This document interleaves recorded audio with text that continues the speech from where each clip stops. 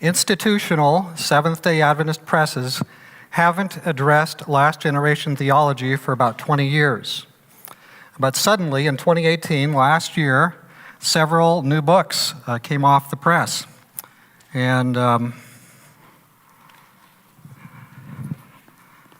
so we had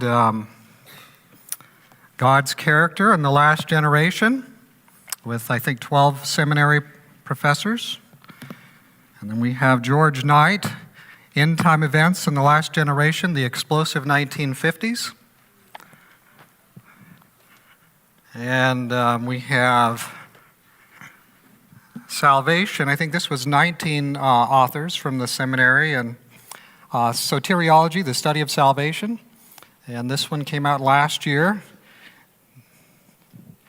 And then, In All Humility, Saying No to Last Generation Theology was another volume that came out. Suddenly, after 20 years of basically nothing, suddenly 4 books at one time.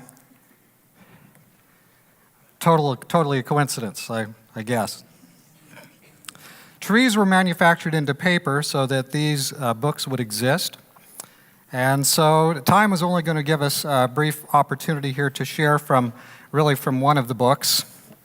And so we're going to spend most of our time we do have here addressing this book, God's Character in the Last Generation, which is a pretty familiar title after yesterday evening until now.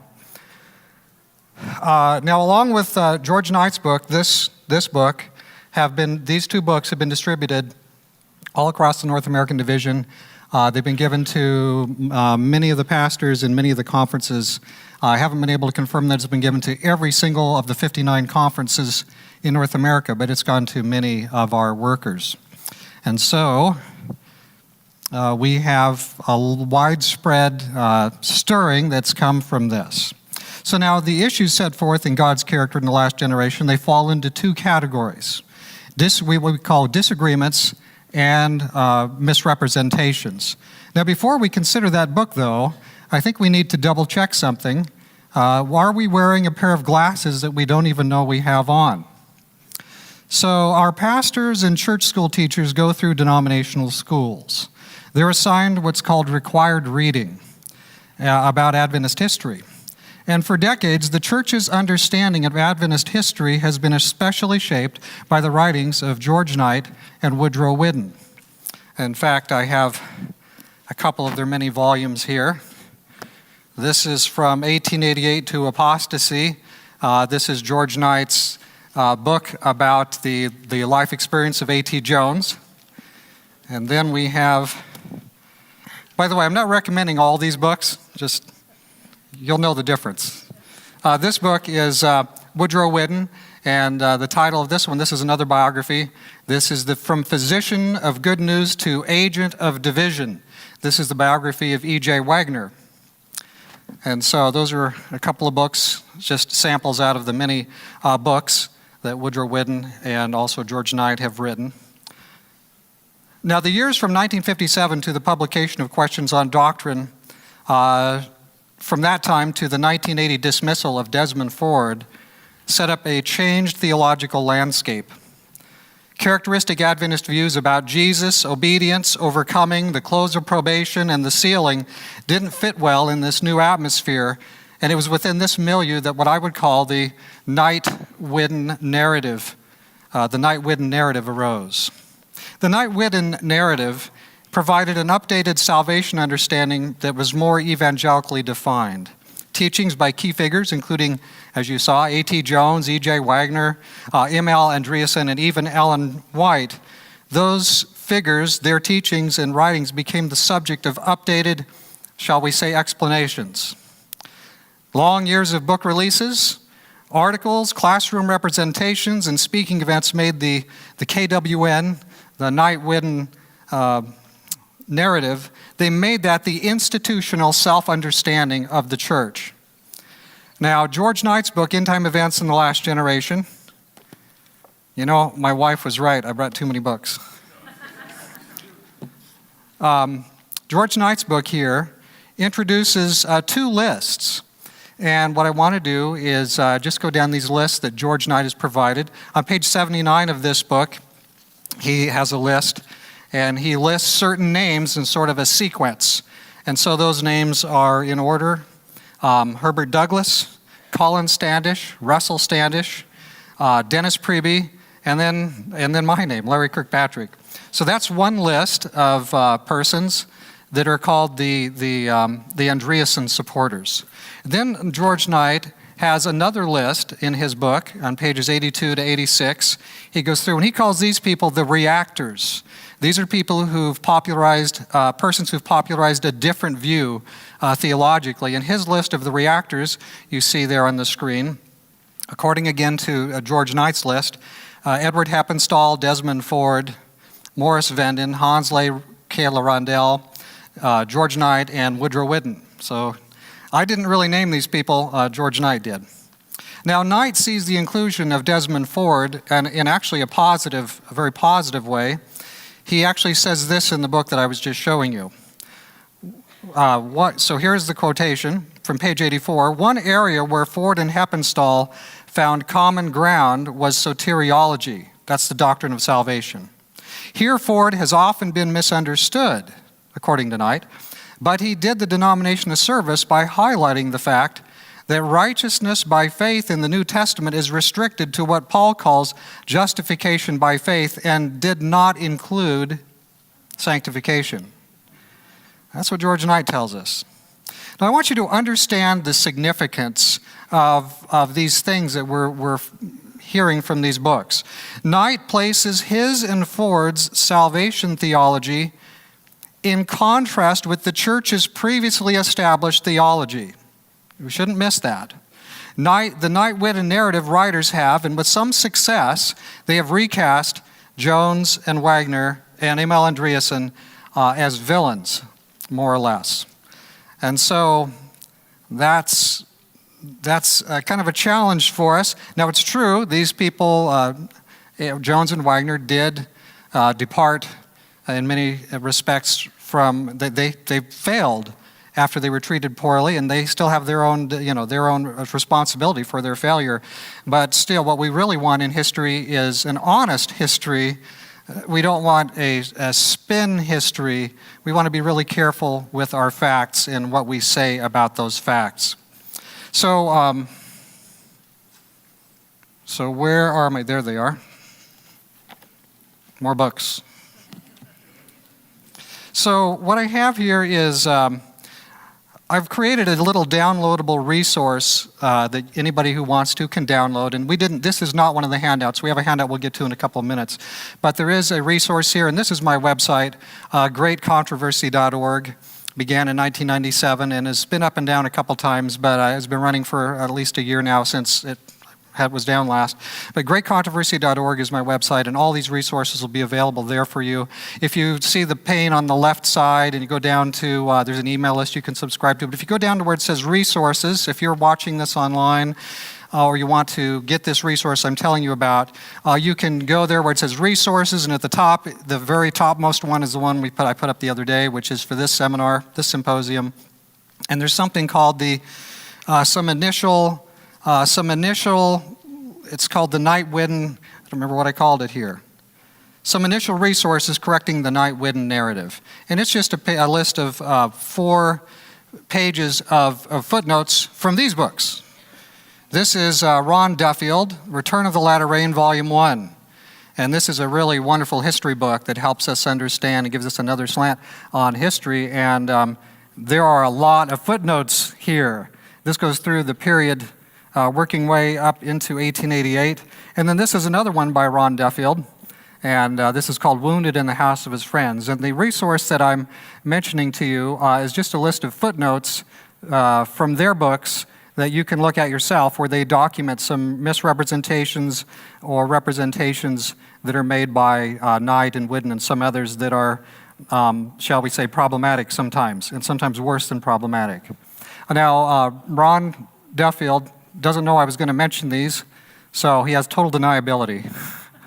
But those, I'd recommend those books to anybody who has an interest in following this up and checking for themselves. So, not saying that everything that Knight and Whidden have said is wrong. I'm not saying that at all. I'm only saying that when it comes to certain areas of Adventist history, there's a certain slant or there's a certain viewpoint that's been expressed, and it has become the established viewpoint, really, among North American Adventists.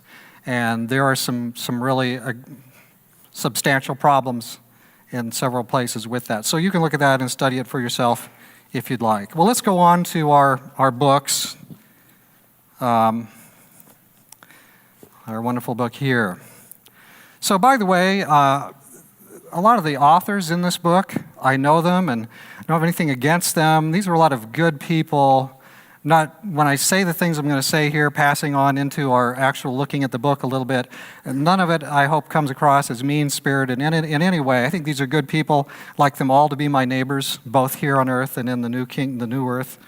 But there are some times when we have to look at the same material and disagree, because these are matters that are really important. I mean, it comes down to what is our identity as a people.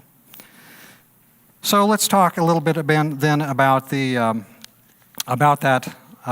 book. I want to first of all give you 3 general observations about God's character in the last generation of the book.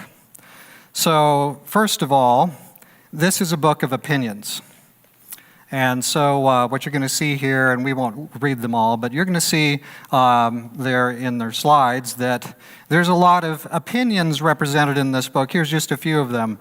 It seems then that humans would not be able to perfectly overcome. It tends to place the emphasis on human works and suggests this. It appears this way. It suggests this. This could be. It makes it seem. It could have been. And the page numbers are all there if you want to look at them. It tends to imply, page 37. Such an argument insinuates this, page 114, all the way through the book.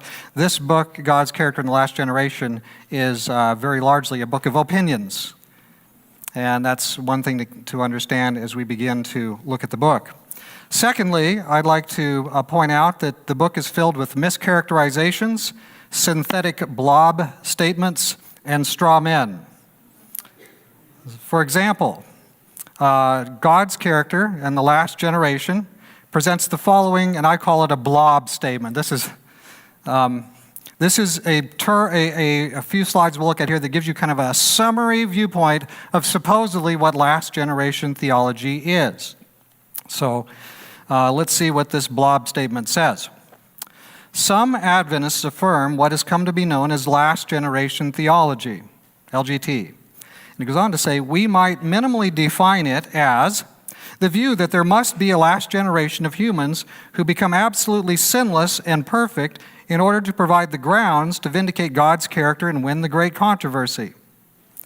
In this regard, generally speaking, LGT affirms that an additional phase of atonement is necessary beyond the ministry of Christ in order to finally defeat Satan. Specifically, there must be a final, entirely sinless generation of humans that, by completely overcoming sin, provides the grounds for the vindication of God's character, playing a crucial role in deciding the victor in the great controversy.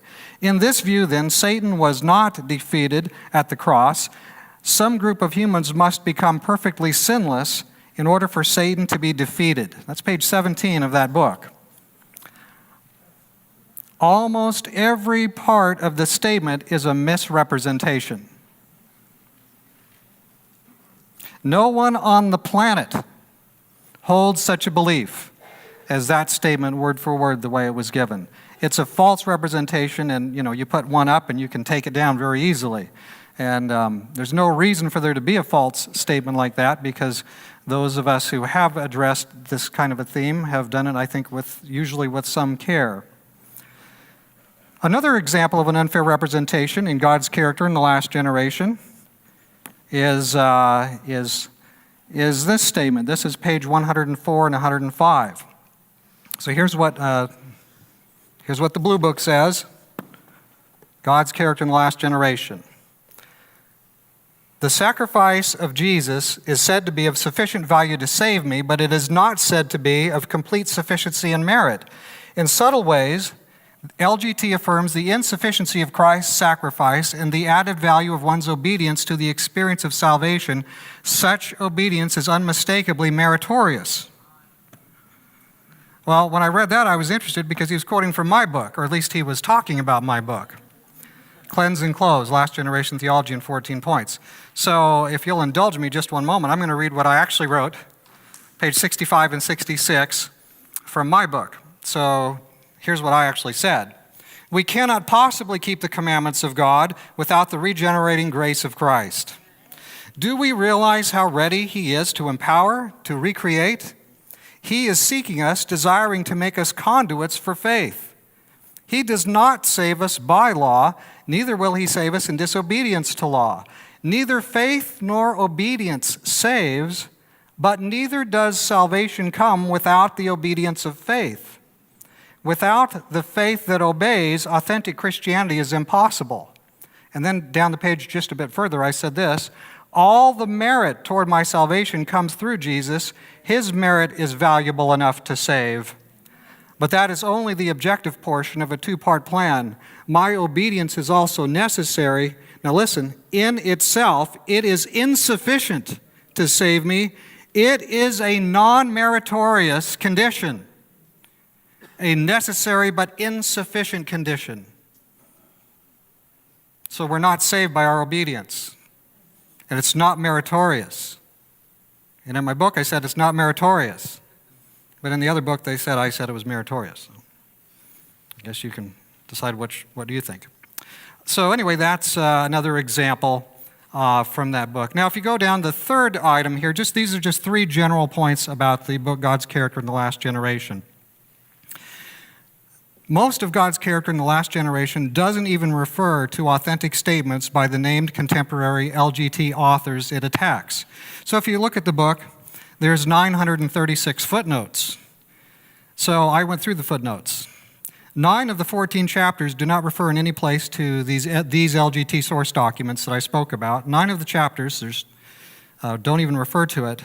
And then in the chapter notes, half of the chapter notes cite George Knight or Woodrow Whidden more often than they cite the LGT source documents. Half the footnotes, or rather half the chapters. So those are three general observations. It's a book of opinions. It has blob statements that sort of characterize us as teaching thus and so when we don't. And then finally, it doesn't really use the main source documents the way it probably should. So those are three general things. Now, let's talk about some specifics. And here, I think there's been a handout that you've all received. It's just a little helper handout. I've taken the many charges here and condensed them really into 6. There's more, but anyway, we can look at these 6 as we look at this. So if you look at the handout, and we'll have a link here. Yeah, you have the handout on the screen. And those of you that might be watching this again at a future time, or if somebody who's watching it online, you'll see a link in a minute from my website where you can get the handout. You can download the PDF if you wish. In fact, we can put that up right now. So I'd like to go through these and just tell you quickly about this little handout. There's 4 columns. The first column categorizes the charge. The second column in bold gives the God's character in last generation. It gives their basic complaint, what they're saying about what our teaching is. The third column presents short quotations and references from the book, and it also shows, interestingly, similar claims from books by George Knight, because all the things pretty much that you'll find in this book have virtually all been said by him many, many times over for the last 30 or 40 years, just kind of repeated. We're kind of repeating those things over and over. So, and then in the last column, the fourth column, you'll see a little bit more accurate representation maybe of what we do believe with references. So anyway, let's look now at each of these charges. So I'd like to go to the first of the 6 charges I want to address here, and I want to look at the question about it being dependent on humans. So here's the charge that LGT makes. The charge is that LGT makes God dependent on humans. So years ago, in A Search for Identity, one of George Knight's book, he wrote this. Andreasen's final generation theology, he said, makes God dependent upon human beings, namely the Adventist Church, for his justification and final triumph. That's page 152.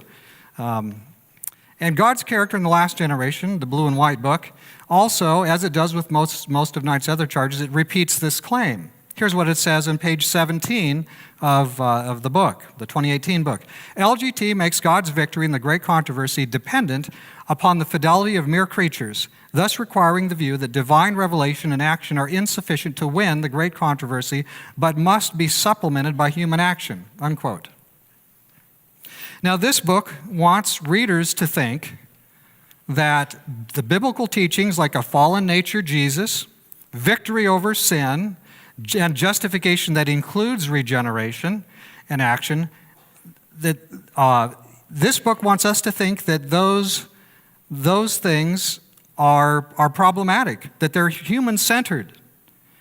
And in the end, God's character in the last generation recycles Knight's disagreement. So you find it there just again, in case you missed it the first 18 times he talked about it.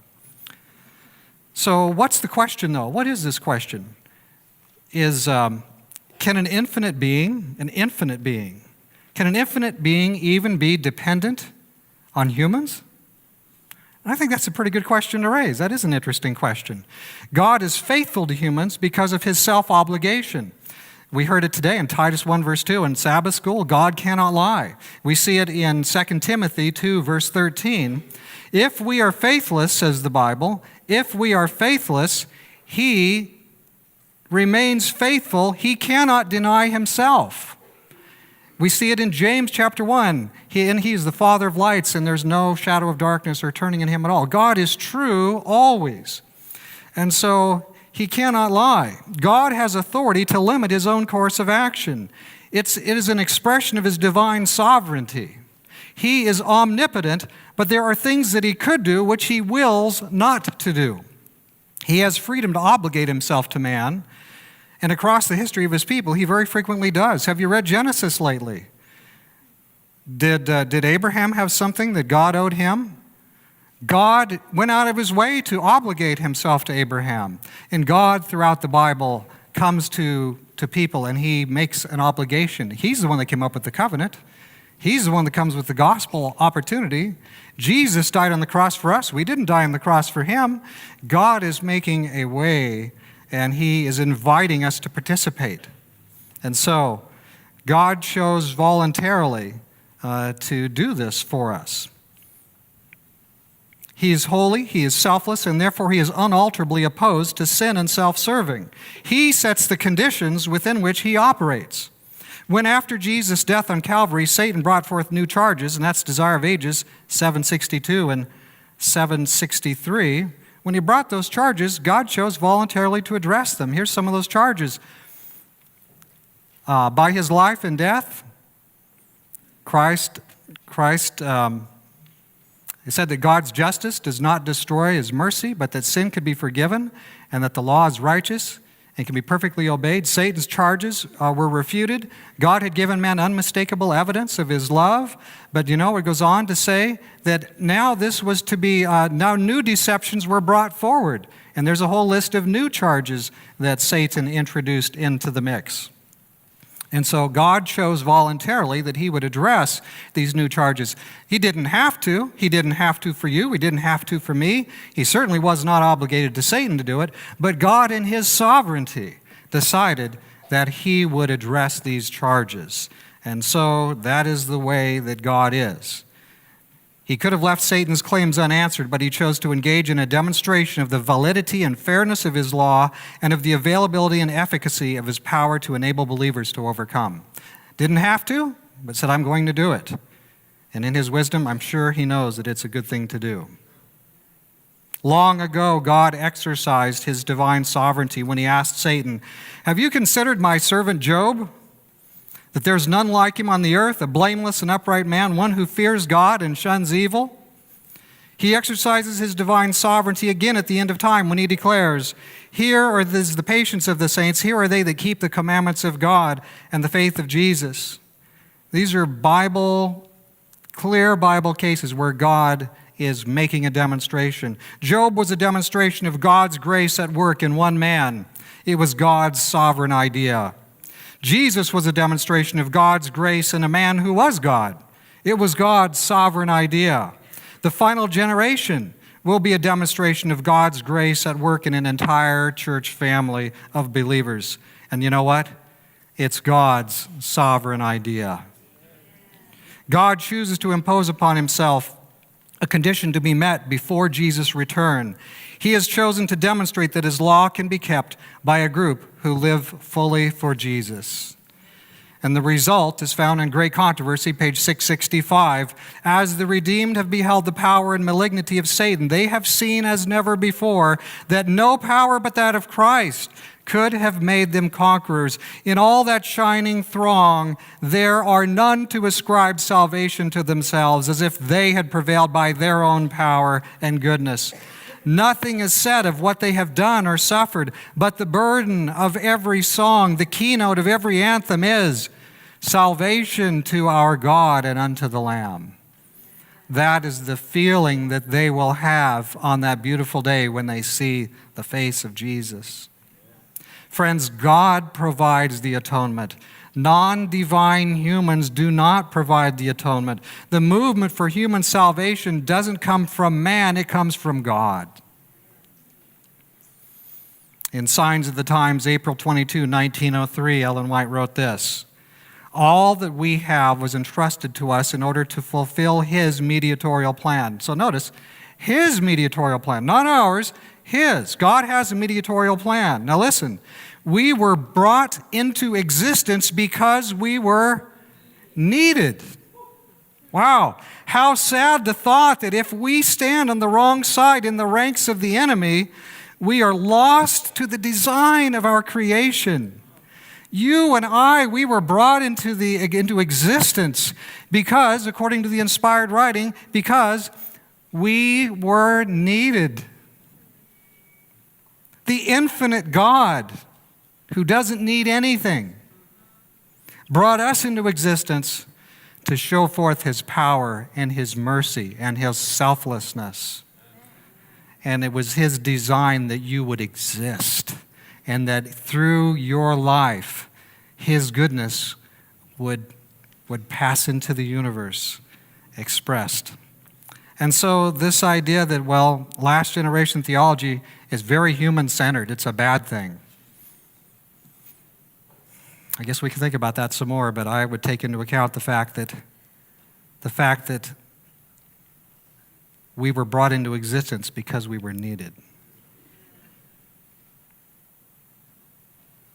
And maybe Satan wanted to destroy every possible mirror that could give glory to God and reflect his beauty, the beauty and holiness back into the universe. God imposes upon himself the task of securing a universe in which beings are given free choice. It's not our business to tell God how to win the war, just as it was not Job's business to tell God how to win the war.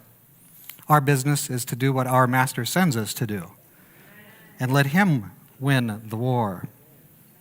Well, let's move to another issue. And in the book, it's called, Can the Fallen Human Condition Be Transcended? But pardon me for being a little bit old-fashioned. I'm going to throw away that theological terminology, and I'm going to say, can man experience victory over sin? Okay? We'll address it that way. So the second issue is, can man experience victory over sin? So the issue under this heading is really very simple. No matter how you speak of it, we're talking about the question of original sin. And this has many headings and many phrases have been sprung upon the church to try to explain this. Original corruption, the fallen human condition, and so on and so on. But we're talking about really effectively original sin. God's character in the last generation puts it this way, quote, Adam's first sin was voluntary, but after this he and his descendants possess a corrupt nature, and therefore we sin both voluntarily, and I agree with that. We sin both voluntarily and involuntarily. And it goes on to say, sin is a lack of conformity to the will of God, either an act or state, into which we are born. And then it calls it original corruption. Now, the Bible is clear. We fallen humans are called to transcend our situation in this present age in the power of Jesus.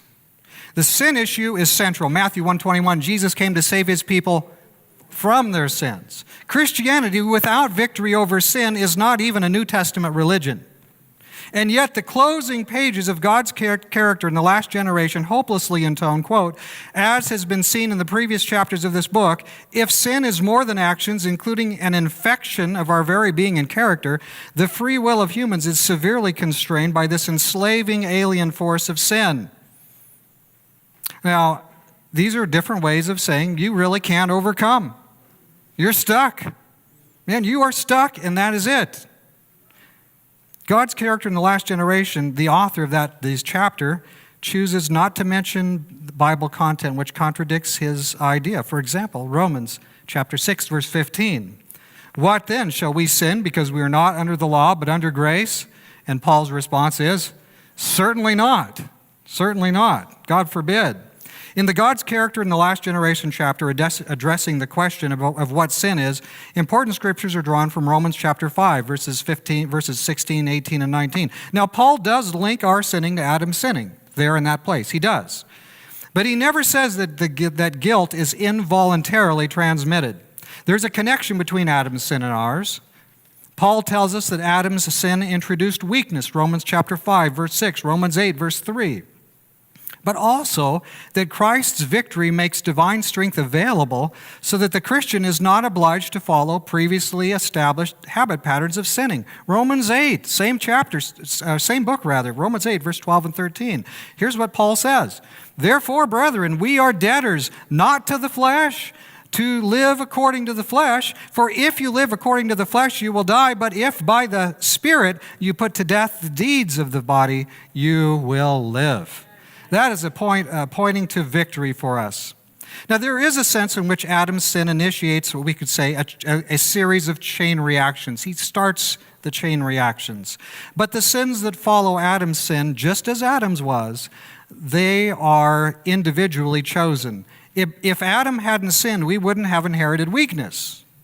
Because of his sin, his descendants inherit a human nature modified for the worse, and we've all got it.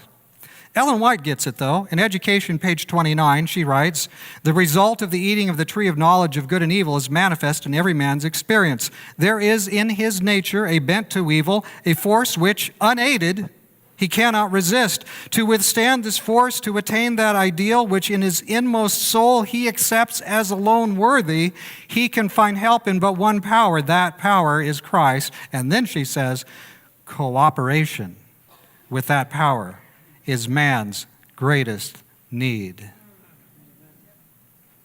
There is in each of us a bent to evil, which, apart from God's help, we cannot resist. Every human experience is a self-serving, self-destructive inclination. Inevitably, unless we are cooperating with God, we succumb to this force through our own intentional, willful, premeditated choices. Without divine intervention, we would destroy ourselves.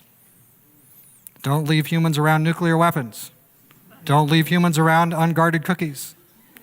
It's just not good. And so each person is born with weaknesses and tendencies to evil. Each person becomes morally accountable and sins, and by a voluntary decision, they enter the path of rebellion. We've all entered the path of rebellion. But we are gifted with that most godlike of attributes, free choice. Free choice. Oh, so much depends on the free choice. The Holy Spirit stands ready to empower every believer and to make Jesus' victory effective in the life. Jesus' victory over sin is available to you through the Holy Spirit. And so Ellen White can write this in God's Amazing Grace, page 193. Read it well.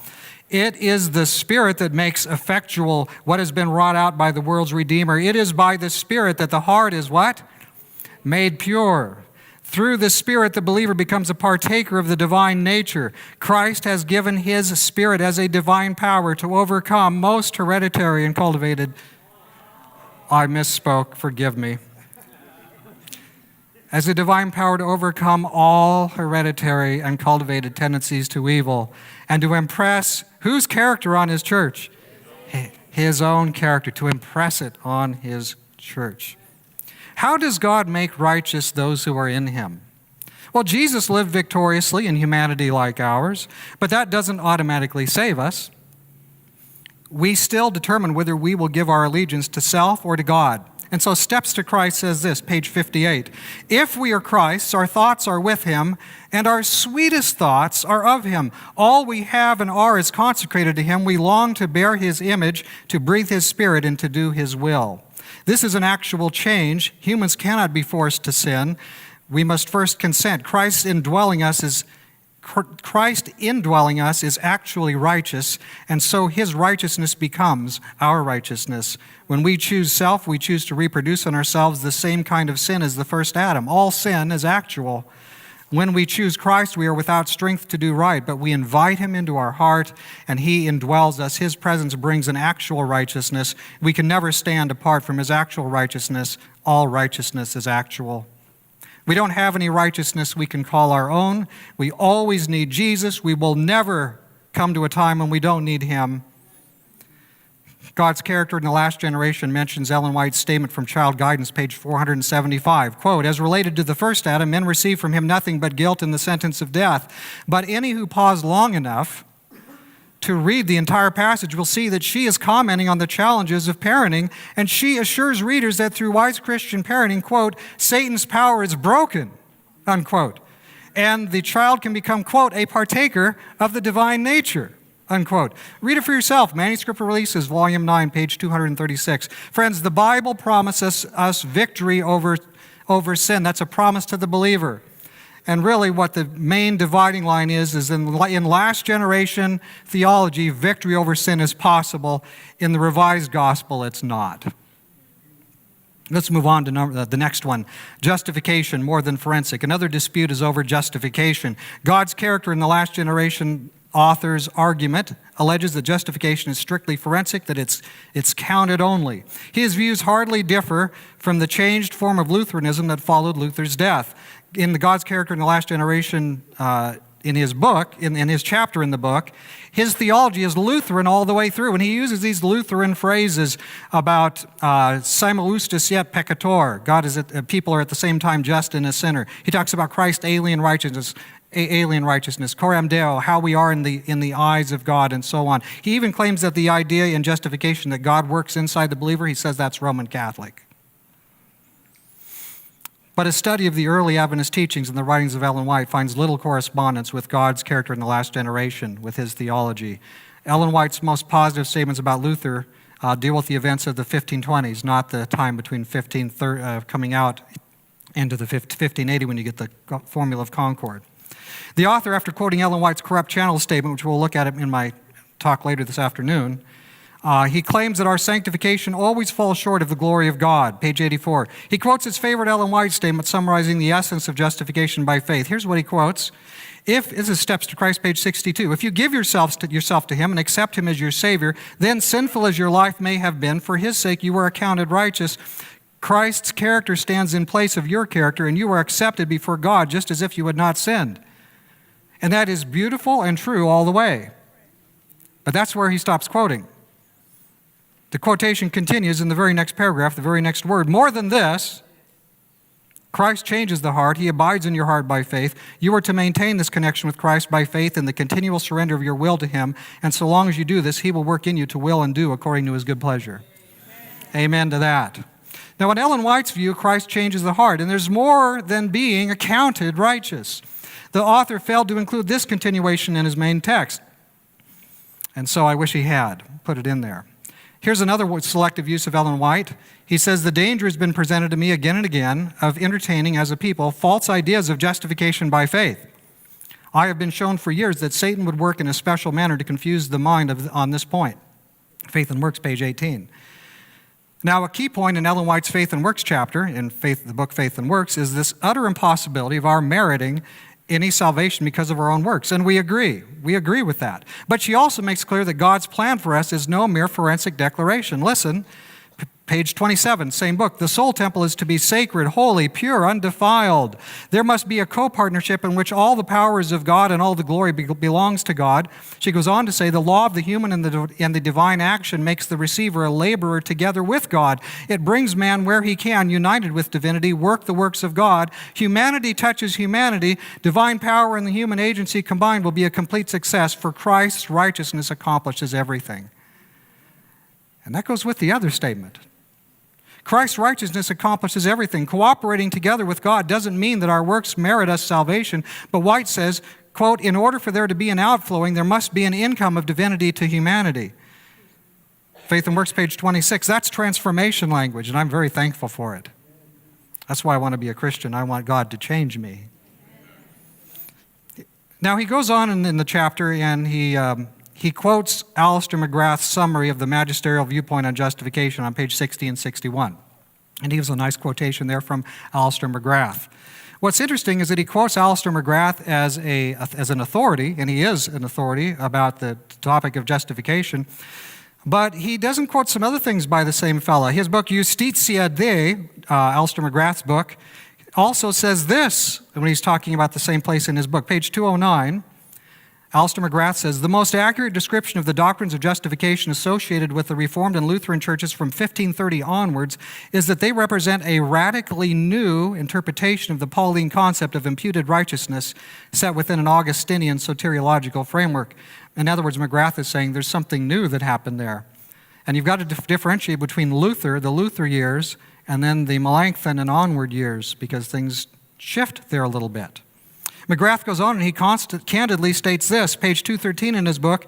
He says, I am aware that neither Martin Luther nor Ulrich Zwingli can be said to have understood justification in precisely this manner. See, we want to find out what Luther taught about justification, not necessarily what the ones that came right after him taught. He goes on to say, this is again Alistair McGrath, Luther does not make the distinction between justification and sanctification associated with later Protestantism. Luther doesn't make that distinction. Page 227. And McGrath finally points this out. The essential distinguishing feature of the Reformation doctrines of justification is that a deliberate and systematic distinction is made between justification and regeneration. That is, for the first millennium and a half of Christianity, justification was understood as including regeneration. Not until after Luther's active years, and he kind of gets into some health issues and becomes less active, not until after that is justification commonly referred to in the forensic, legally accounted sense. Sanctification becoming something very separate. Not until the period from Melanchthon to Chemnitz does the teaching become common that regeneration is something separate, human, and forever incomplete. And so I wish that he had not only quoted this person as an authority on Lutheranism with the thing he did quote, but maybe he could have brought up some of these other conclusions by the same person, which are good, correct conclusions. By the way, original sin, you have a book, I think we'll have a slide of this here. The Book of Concord is got all this Lutheran theology in it, and you couldn't quite see it, but in the next slide, at the very first thing on the list there on the left side, the very number one is original sin. So these things all kind of fit together in one piece. Well, let's move on rapidly. We have to go on to other items. So what about the charge in the book, God's Character in the Last Generation, that humans must attain we teach that humans must attain absolute perfection. Absolute perfection. Pretty good goal, right? So according to them, we teach that we must achieve absolute perfection in order to be saved and pull ourselves up by our own bootstraps, and then we'll no longer need Christ. Here's how our book says this. Last generation theology advocates perfectionism, which maintains that humans can become absolutely sinless.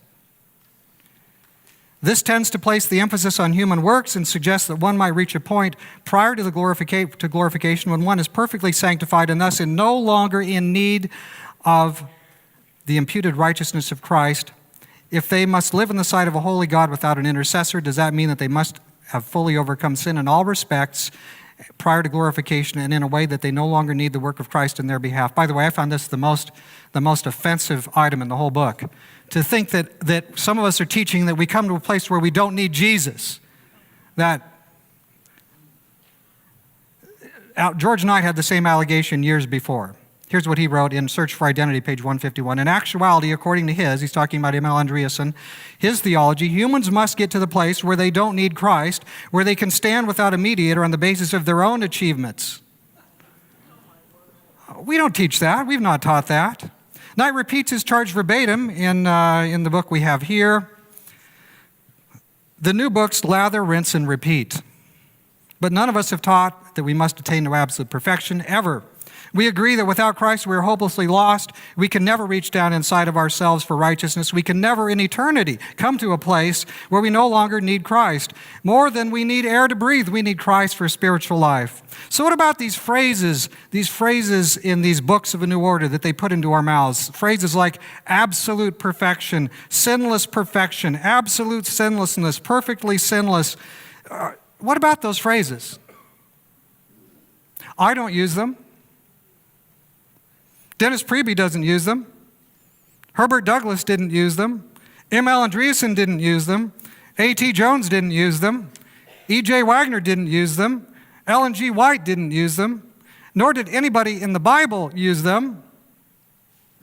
And yet these phrases supposedly represent last generation theology viewpoint. Such phrases occur 69 times in God's character and the last generation, and 18 times in the end time events.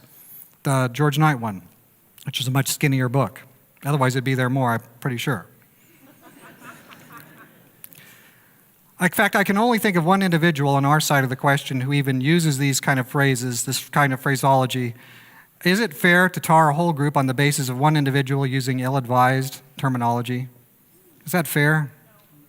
Well, let's move on because there's a lot more in the book, and let's go on to the question about Jesus.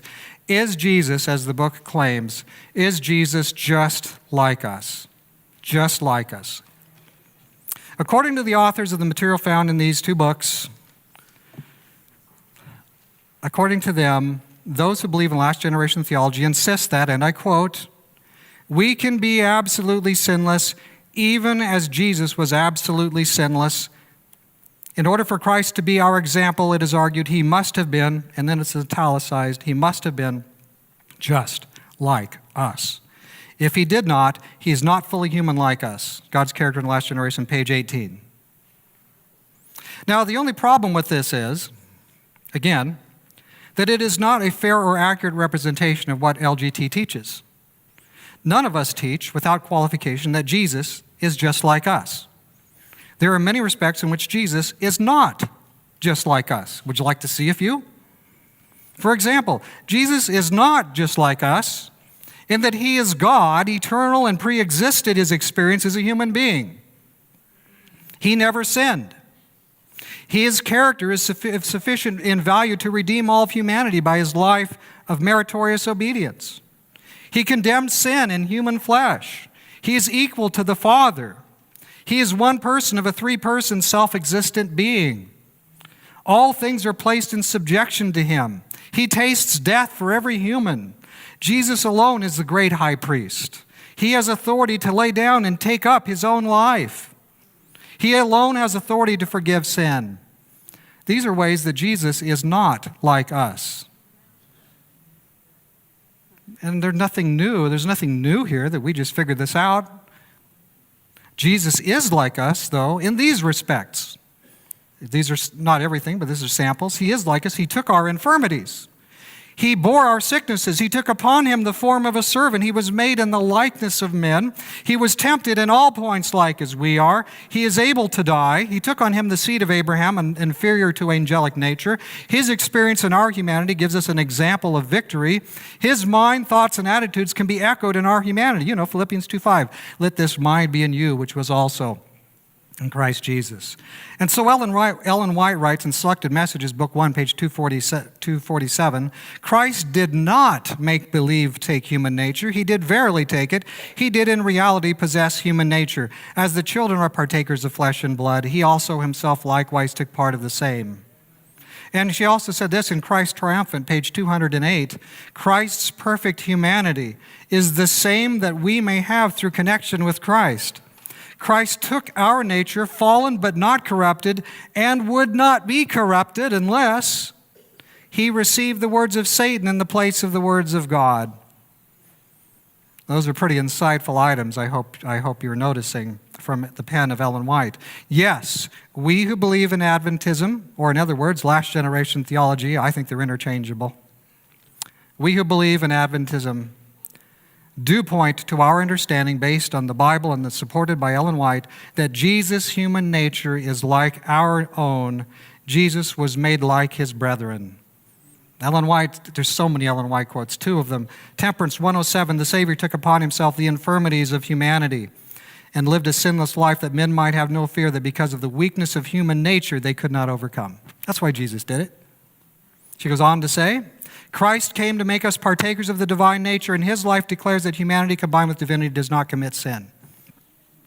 Our future, another quotation from Signs of the Times, October 14, 1897, our future eternal happiness depends upon having our humanity with all its capabilities and powers brought into obedience to God, placed under the control of divinity. Many have no real faith in Christ. They say it was easy for Christ to obey the will of the Father, for he was divine. But God's word declares he was tempted in all points like as we are. And we could go on. The last segment is, have we delayed the second coming? This is the weakest material in this book. It's very weak. Doesn't address any of the key quotations, really, from Ellen White's pen. Doesn't address the main texts. You know, we need to make a distinction between personal salvation and God's character vindication demonstrated by God's people. It's one thing to be saved. It's another thing to be used by God to vindicate his character. And those are two, we need to keep those two items distinct. I'll read just one of these, and then we'll come to our conclusion. Here we have Desire of Ages 633, all right? Desire of Ages 633. By giving the gospel to the world, it is in our power to hasten our Lord's return. We are not only to look for, but to hasten the coming of the day of God. 2 Peter 3:12. Then she says this, had the church of Christ done her appointed work as the Lord ordained, the whole world would, before this, have been warned, and the Lord Jesus would have come to our earth in power and great glory. When was Desire of Ages written? 1898. Before then, second coming, 1898 would have come. None of these Ellen White statements are even mentioned in the chapter on God's character in the last generation. So that chapter was kind of a problematic. Well, let's go to our conclusion. Where do we land? Where do we really land with all this? Half of the charges against last generation theology are relatively straightforward disagreements. You know, you say this about what justification is, we say this. You say this about what sin is, we say this. Half of them are like that, but a lot of them, the remaining three that I've picked out here, are straw man representations. You know, it's like a scarecrow. You set it up and then you can wipe it out real easy. And those are things that really are problematic. What then about these books that we've spoken of today? What about these books that our ministers are reading and thinking about? What do we do with a book like that? You know, a few years ago we were here and I talked a little bit about questions on doctrine. Questions on doctrine has some real giant problems. I'll tell you what though, Questions on Doctrine has some redeeming features. Questions on Doctrine has some good historical material. The chapter in Questions on Doctrine on Michael the Archangel is very good. There's some very bad things there, but there's some very good things in the mixture. QOD has some redeeming features. This book gives us no particular help where we have straightforward disagreements about teachings, and it's worse than useless because of its decided misrepresentations. This book. Actually, yeah, this book pretty much goes in the same spot. So for someone who really wants to understand last generation theology, the 2018 books are really a needless waste of trees. I like trees. I lived in northern Idaho for 5 years and love the trees, and I feel sad that a tree would be turned into a book like this. But I don't think that I hope they weren't mean-spirited when they created this. I think they meant well, but they just didn't represent it fairly. Okay, so let's have care for them. And to our presses, I guess I would say this. It could just be me, but very few of my church members are clamoring to buy books filled with 10-2s, seem 2s, it could be's, and it might be's, and repeating George Knight thoughts about 1888. It could just be me. Now, those who do wish to understand last generation theology, what would you do if you want to understand it? Start by immersing yourself in the Bible. Read from the Bible. Read the writings of Ellen G. White. You might also read two other sources. M. Alan Andreessen wrote a book in 1937 called The Sanctuary Service. And you'll find some really helpful things there about the last generation. Go there to the original source and read it from M. Alan Andreessen. And wherever my book went, this one also, you might find it useful, maybe, too. I don't know if there's any of those left. There might be a few left. Yes? Danny Strever has all the rest of the copies left. All 10,000 are gone almost, but we've got a few, I guess. So let me conclude with this then. Our time has run out. Let's critique the real sources rather than make up sources and then critique those. Just seems fair to me. The Knight Whidden narrative has become the establishment story. Knight Whidden, the KWN stands in exact contrast to the authentic Adventist positions. A chasm divides scholars from lay people who read the Bible and Ellen White writings. There are different conceptions of Adventism. These books take matters too far. I hope that we've come to a time when some of our younger scholars will think for themselves and revisit Knight's representations concerning last generation themes. The way I see it, it's basic Adventism versus the Knight Whidden narrative. And so let's be faithful to the message that God has delivered us. Let's finish the work and let's see Jesus. Shall we do that? Amen. Amen.